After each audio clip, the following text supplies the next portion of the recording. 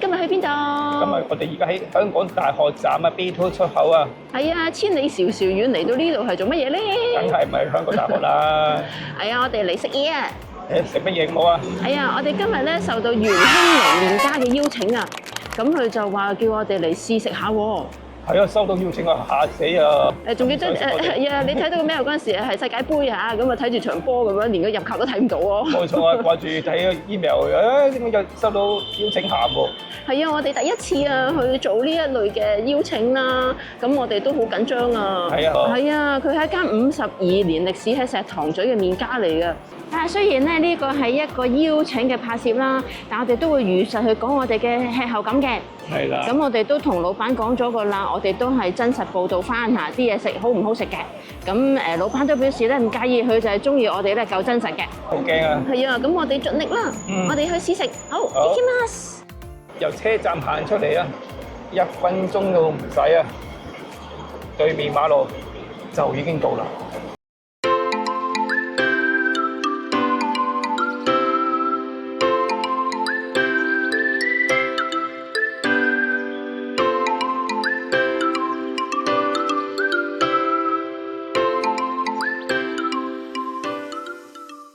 我哋入到嚟元興隆嘅店鋪裏面啦，咁今日咧都好開心咧，可以請到阿老闆娘咧同我哋分享下，即係一間52年老字號嘅鋪頭嘅一啲歷史。好，咁麻煩老闆娘可以講下。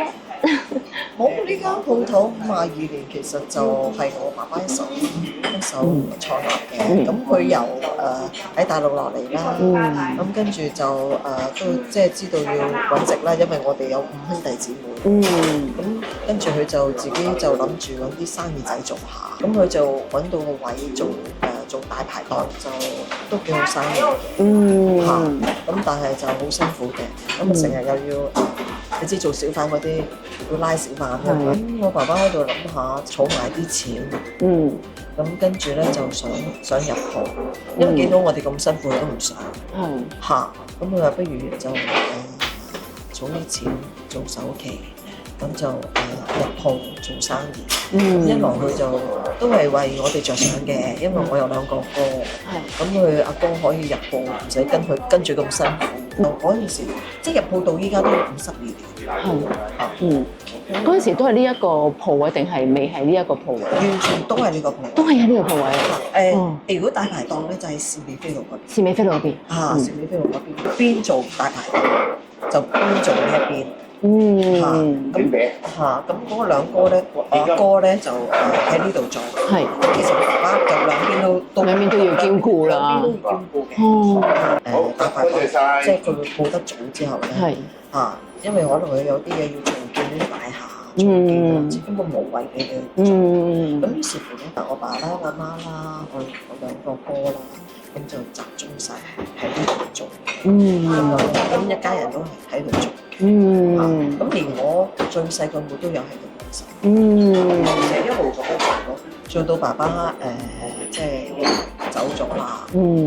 跟住就2個哥接手，即係全權接手晒呢間鋪頭，就一路做到阿哥啦，2個哥直頭都退休啦。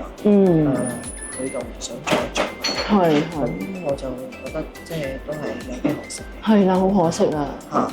咁跟住我就同我老公試下，因為其實我同我老公係未做過嘅，冇做飲食細個嗰陣，只係細個時幫老豆幫下手做嘅。咁我就其實基本上都唔係呢行業嘅人嚟嘅，咁所以就我哋話嘗試下啦。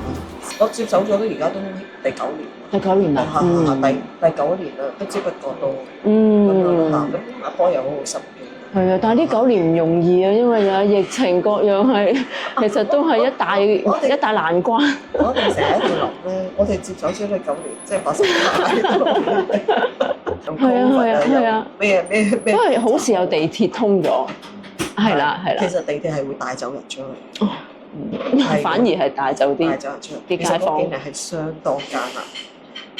即係個個都話，有地鐵你哋唔即係生意好啲，其實佢係會帶走人流。係嚇，因為我哋呢個小區啲人可能真係想出去，所以即係我哋真係要諗多啲唔同嘅款式去吸引啲客人啦，即係唔係再好似我爸爸以前隻魚蛋啊、雲吞啊、牛丸啊、牛腩，即係嗰類嗰啲咁嘅嘢。因為其實即係嗰啲其實好老實，家家都有。係嚇，咁所以我哋係真係要諗下我哋自己要點樣立啲乜嘢出嚟。再去吸引啲客可以過嚟食，即係我成日覺得，如果結出一間鋪頭，爸爸咁辛苦啦，佢有啲心血嚟嘅，心血嚟嘅，咁所以最主要都係想繼續做咯。咁點樣刺激到你哋啲諗法啊？即係譬如我要創新啊，咁一定食物入手啦。咁點解就會諗到用咩手撕雞丸啊、涼瓜豬肉丸啊，又有胡椒豬肚丸咁？即係點樣去諗到呢啲？全部都係阿婆嘅。哦，佢諗法會好多。佢個諗法，因為佢周圍去嘅，以前我做生意周圍飛嘅，周圍食，所以佢好多 idea，好多諗法嘅。佢不斷去試嘅。其實你唔好睇我哋咁簡單話，就咁豬肚丸咪得。其實佢試咗好多次，真係試咗好多次。即係你唔係單係製成一粒丸就得喎。即係你試下佢味道啊，佢個質感啊，同埋佢啲貨係點？譬如正如胡椒粉，佢都要揀好正宗嗰啲胡椒粉，你又唔可以太辣，又唔可以唔辣，你又唔可以淨係香，又唔可以唔香。係啊，其實係好講究㗎。係啊，同埋嗰個 texture 咧，佢都試過好多次。呢啲全部都係佢嘅。心機係啦，諗法。咁做完一樣，咁你又唔可以再停落去，又要再去諗第二。冇錯，因為而家呢個世代啲人係個潮流一下子又變得好快。冇錯，所以佢而家其實佢都係一路仲諗緊。所以佢都係一個好中意點樣有啲新嘢俾人試。所以我好有心機，我都係咁多謝佢。係啊，好咁歷史即係故事嗰度就嚟到呢度啦。好，咁啊多謝老闆娘。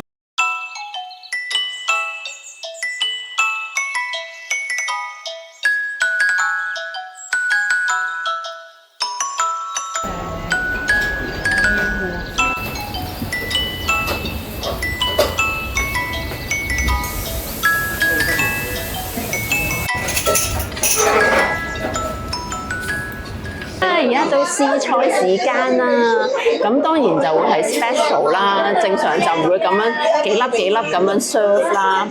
咁而家台面咧就有5碗嘅食物嚇，咁當中就有3碗就係佢哋嘅招牌丸啦，咁另外就有個正叉菇啦，佢就標榜係用李錦記蠔油嘅。咁有3碗嘅丸之外咧，就應該仲有啲豆腐嘅。咁就似係蜂巢豆腐咯。咁老闆就話等我哋自己試下先嚇，睇下係啲咩嚟嘅，再 comment 啦。咁就應該每一款佢就俾咗2粒我哋試下嘅，咁就試喎。咁每一碗咧佢都加咗啲葱喺度啦。咁啊試下個湯頭先，好濃郁嘅大地魚味喎，好濃嘅味，但係唔會過鹹啦。咁試下呢個先啦，嗱我估佢個樣咧就應該係牛筋丸，試下係咪先？咁啊質地咧都係好彈牙，哇，好彈牙喎，係好 Q 彈嗰隻喎。咁食咗你明唔明啲牛筋粒個牛味都好濃，一啲都唔酥，我覺得幾好味喎。因為出邊有啲牛丸咧，其實好假嘅。出邊嗰啲我覺得係食緊啲麵粉多過似真係食緊牛肉咯。其實你 deep 耐啲係覺得自己試咗食嘅牛肉餅啊，多過似食牛丸啊。咁呢個好好味喎，非常之彈牙。嗱呢個咧我就估係陳皮鯪魚球。因為佢似係一個鯪魚球嚟嘅。咁我見到一點點嗰啲，我就估係啲陳皮粒啦。咁通常陳皮同埋果皮應該係果皮同鯪魚球咧，鯪魚應該都好絕配嘅，因為果皮咧就去咗嗰啲鯪魚嘅泥味咯。咁我覺得佢係好絕配。咁鯪魚球咧比較棘手就係一定要新鮮咯，因為鯪魚肉係唔可以隔夜嘅，一隔夜食得出嘅。冇頭先嗰個咁實咧，當然佢係軟糯嘅，一個陳皮味，新鮮鯪魚肉，亦都唔會太重胡椒味。我自己有時煎鯪魚餅咧，我都覺得自己有個弊病嘅，就係落得太多胡椒粉，驚死佢腥咁。因為自己整我冇落到陳皮果皮啊嘛。咁但係呢度有果皮咧，佢根本就唔需要用胡椒粉去辟腥啦。咁我覺得呢個非常好喎。其實鯪魚球咧，我哋每日師傅打嘅，我哋始終都係潮州式，咁潮州就果皮就係出名啦，好重要嘅，好重要食材一樣嘢，所以我哋最後尾就係落咗果皮，所以我哋都好重要咧，嗰個果皮嗰陣味咯。咁跟住嗱，呢個開始啲爛股啦，貢丸，唔係豬肚丸。一耐啲之後咧，佢係有啲胡椒味出翻嚟嘅，但係好順口啊！其中有啲纖維應該係豬肚嘅纖維，呢啲一嚿粒粒呢啲就係嗰啲豬肚啊，好似好特別喎。係啊，即係你聽嗰啲真係會有嗰種白胡椒嗰啲味出咗嚟。係，但係佢當然唔會話，有時出邊飲啲胡椒豬肚湯咧，佢係得個辣字嘅。即係你會，如果出邊飲胡椒豬肚湯咧，你覺得嗰個辣味同個豬肚就分離咁。但係而家佢打成一個丸咧，我覺得係成件事係一個整合咯，即係事實就係一個胡椒豬肚，係一個整合嚟，佢唔會分離話你個辣味還辣味，個豬肚還豬肚咯。呢個幾正喎呢個，同埋你怕辣都唔怕，因為我自己唔好食得辣咧，我覺得呢個辣度係啱啱好。豬肚丸我哋第一隻搞嘅。呢個開頭我講明胡椒豬肚丸，冇胡椒味，好簡單，咪落咯，係咪先？跟住落咯，一路落到去有味嗰陣時，好辣，咁啊香港人唔食得辣嘅，竹龜要真正要去到四川，揾啲靚嘅胡椒，原來係唔辣嘅喎。所以我哋就做一隻靚嘅胡椒，佢淨係香味嚟嘅啫。所以我哋用呢隻胡椒粉係白胡椒粉係貴嘅。同埋我哋都試過黑椒，但黑椒食落去個味係唔夾嘅。好啦，咁呢個就係手撕雞丸啦，應該係。咁我覺得平時食手撕雞個凍盤嚟啦，佢變成一個熱嘅丸，我覺得好特別咯。其實每個丸都好彈牙，我覺得好正，檸檬味。係喎，佢係雙檸手撕雞丸喎。咁雙檸就應該係青檸同埋黃檸啦。咁第一下食落去咧就係好多丸啦，但係即係你 double 又會有兩隻檸嘅味出咗嚟咯。咁呢個幾有創意喎。即係你平時飲雙檸可能係檸檬茶，咁如果落咗個丸度，我真係幾特別。同埋都見到有一啲纖維嚇，咁應該就係啲雞肉，咁又多翻啲肉嘅口感，除咗係一個即係雞肉漿之餘咧，都有啲雞肉嘅口感。其實個丸都好彈牙，我覺得好正。雙檸手撕雞丸開頭咧，我哋係諗住咧係叫做係檸檬雞丸嘅，我哋又係遇到失敗就係檸檬冇味，唔緊要咯，咪加咯，係咪先？咁一路加檸檬，即係我哋係檸檬雞黃檸啦。到加到有味嗰時咧，好酸，好酸。咁點解決酸咧？呢個咁通常最簡單就係落糖啦。呢個，但係我哋知道，如果粒檸檬落糖咧，嗰種檸檬嘅香味同埋檸檬味咧係冇嘅。咁所以我哋就加青檸，青檸其實我哋都試過幾隻嘅，試咗啱嘅味，咁我哋個名咧就叫做雙檸雞丸。個雞丸係冇口感嘅，係其實雞肉你點樣免治，其實個口感係喪失咗，係。所以我哋就特登除咗將啲雞肉打咗漿之後咧，再撕啲雞落去，雞絲落去，所以我哋個名咧就叫做雙檸手撕雞丸。好啦，呢個應該係蜂巢豆腐。咁蜂巢豆腐咧，通常就係你去打邊爐啦，用嚟索湯嘅首選啦。咁即係話咧，呢間鋪頭應該對自己嘅湯底咧都有一定嘅信心嚇，佢先至夠膽咧用蜂巢豆腐去索嗰啲嘅湯味。咁啊試下先，索晒嗰啲大地魚湯嘅味，又唔會太鹹，咁樣非常之好喎。呢個咧，我就覺得特別啲嘅，係咪百葉豆腐？即係我覺得好得意喎。因為我覺得佢好似有啲好軟嘅魚蛋味咁樣嘅，佢個口感係有啲彈牙爽彈嘅感覺嘅喎，咁樣好特別喎呢個。因為我以前即係成日飛，所以我了解到每個地方，所以我特登喺台灣揾啲嘢嚟到，好似嗰隻百葉豆腐。咁我哋好多人食過，係好中意，好中意。係啊，好咁好。所以咧呢頭咧啲人打邊爐咧，特登走嚟買百葉豆腐。係啊，佢好中意，個口感係好得意，係好得意。係同我哋嘅認知係兩樣嘢嚟嘅，係咪先？咁我自己係中意令到食啲人有啲驚喜嘅，係呢個有記憶點。係啦，如果唔係嘅，又係啲咁嘅嘢冇意思嘅。係呢個。咁貢丸就一定係香菇啦，配翻個香菇嚟增加個味道啦。咁啊試下先。好爽，貢丸好爽。我覺得佢香過出邊食嗰啲貢丸嘅，加啲咩絕招喺裏邊。但係我覺得佢真係好似有別於出邊食嘅貢丸味喎，佢多咗一種味道，但係講唔出係啲咩嚟。豬骨濃湯，老闆俾咗 tips 啊！嗰種獨特嘅味道係嚟自豬骨濃湯。咁唔怪得知啦，我就覺得佢同出邊佢係好唔同喎個味，係多咗份肉味、骨味。咁原來就係用咗豬骨濃湯去打嘅一個貢丸，哇！好有心機啊呢個，我從來冇諗過貢丸係可以加濃湯裏面去調製，好特別啊呢個。好啦，嗱，涼瓜真係要理身一下啦。我係咪未夠老？我就麻麻地涼瓜。我自己平時叫餸係絕對唔會叫涼瓜嘅。咁好坦白啦，即係如果喺依度啦，我見到涼瓜嘟嘟，我就即刻 ban 嘅。佢係一個涼瓜粒肉丸，係啦，即係豬肉丸係底啦，跟住涼瓜粒啦。咁望落啲係望到好多涼瓜粒㗎啦。啲涼瓜好爽，因為我就諗緊啊，如果佢放咗落個肉丸裡面，會唔會啲涼瓜已經煮到好腍啊，冇晒口感咧？爽㗎喎。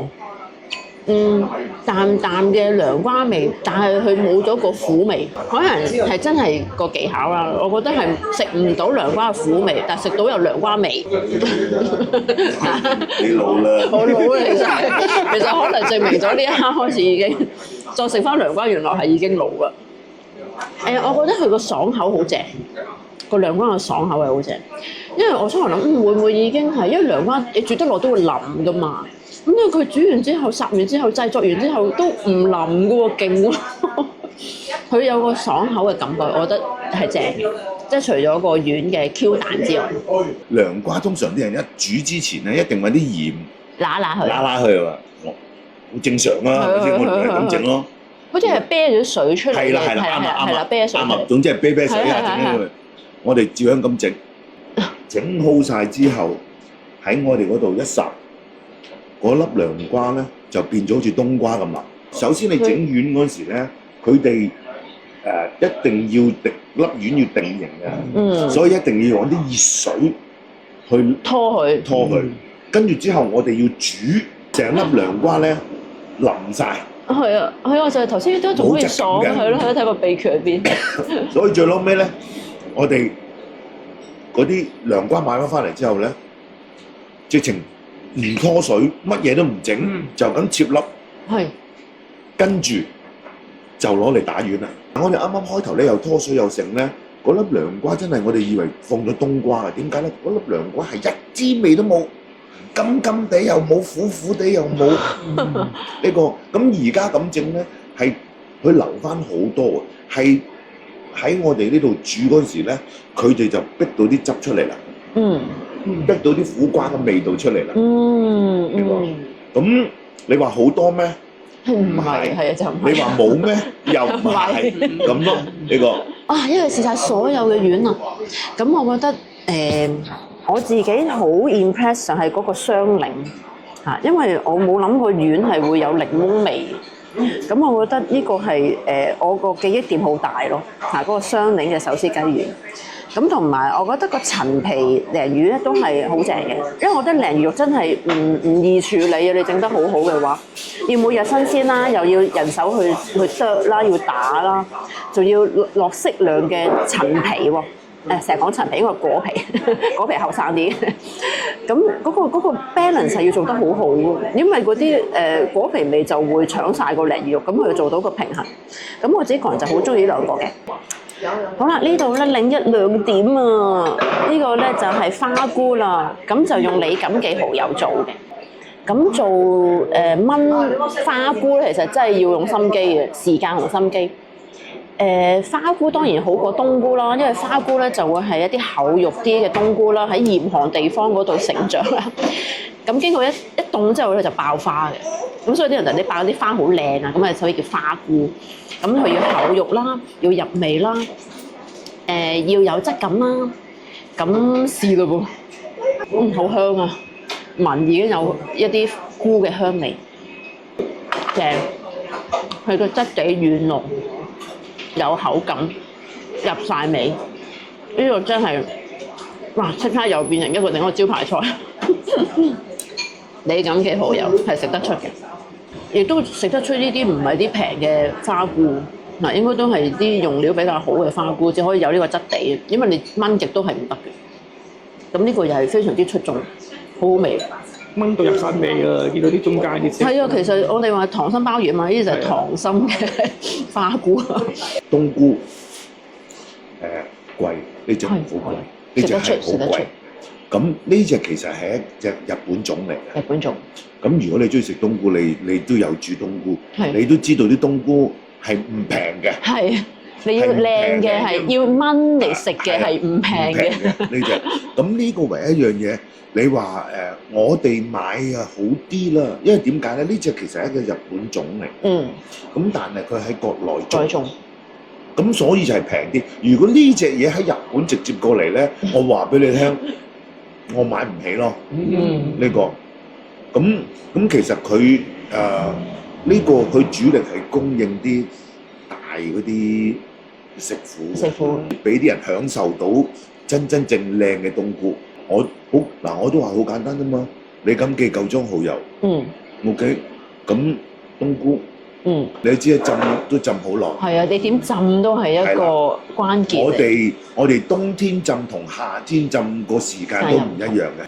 因為你浸得太耐咧，成隻冬菇咧係濕度好緊要嘅，所以我哋師傅咧會脫水，少少等佢擎一擎，加格水。係啦，如果唔係咧，你成粒冬菇太過濕咧，你落幾多蠔油都冇用。佢一煮就出翻晒啲水出嚟。所以呢個你知道，所以我哋一定令到佢咧係脫咗水先嘅。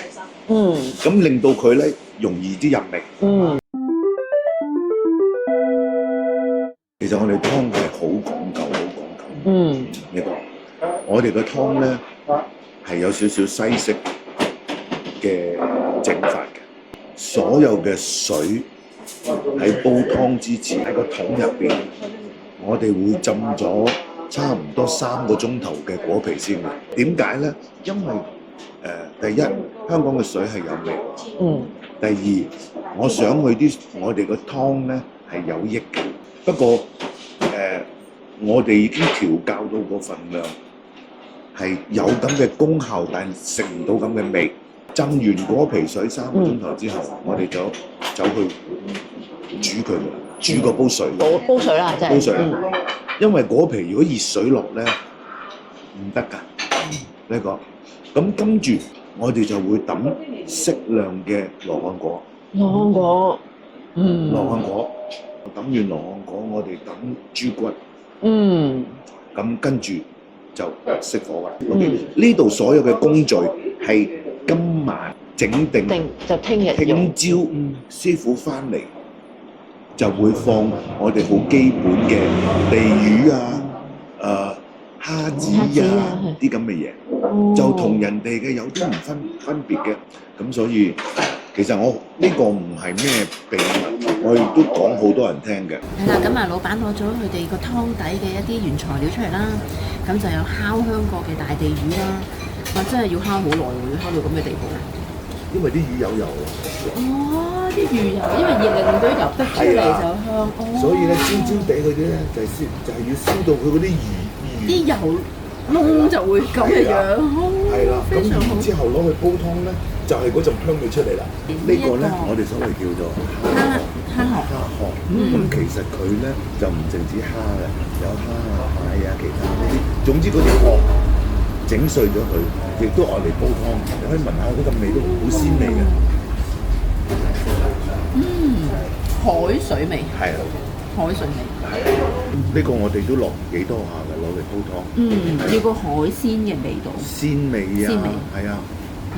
都唔簡單嘅呢個，有咁多唔同海鮮嘅學問。呢啲年加價，係啊，好貴啊呢個。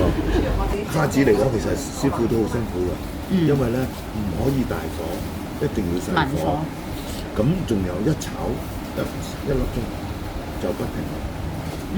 如果你停一停咧，就燶㗎啦。蝦子唔可以燶嘅，因為蝦子燶嘅味咧係好難，你就咁聞咧就好好。好多隻蝦喺裏邊，蝦嘅鮮味綜合咗。同埋咧，你去到啲店鋪咧，如果有呢啲咧，即使佢哋有蝦子撈麵，我哋有呢個咧就有蝦子撈麵，個雲吞落，啲湯又落，係咯，一站式。不過落呢啲咧有時係真係好好味，係啊，即係提鮮味，好正好正。咁呢個就係個湯底嘅另一部分嘅靈魂啦。朝早至落呢啲再熬個湯嘅，正，心機菜。多謝老闆嘅分享。多謝波哥啊！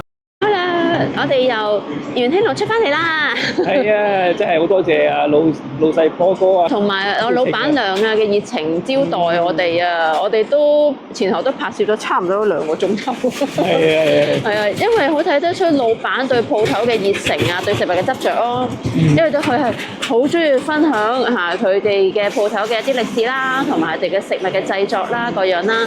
咁所以都好好傾啊，好健談啊。佢每樣食物都好有心機咯，諗過同埋真係經過好多嘅研發啊、調配啊去做出嚟咯。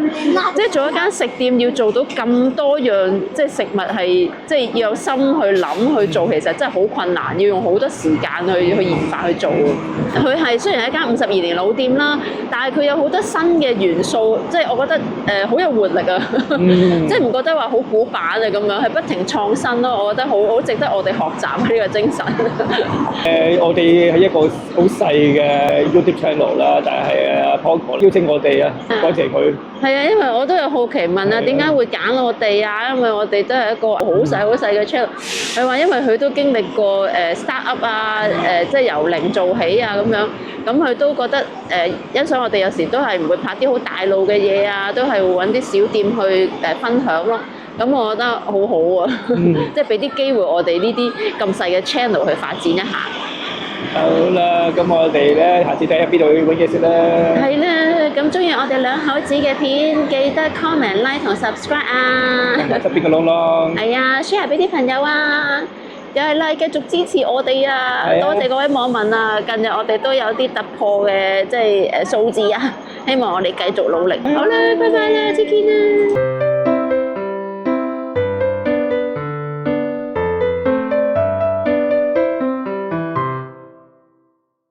如果中意我哋兩口子嘅片，記得 like 同 subscribe 啊！可以撳埋隔離個鐘仔，一有新片就會收到通知。下次見！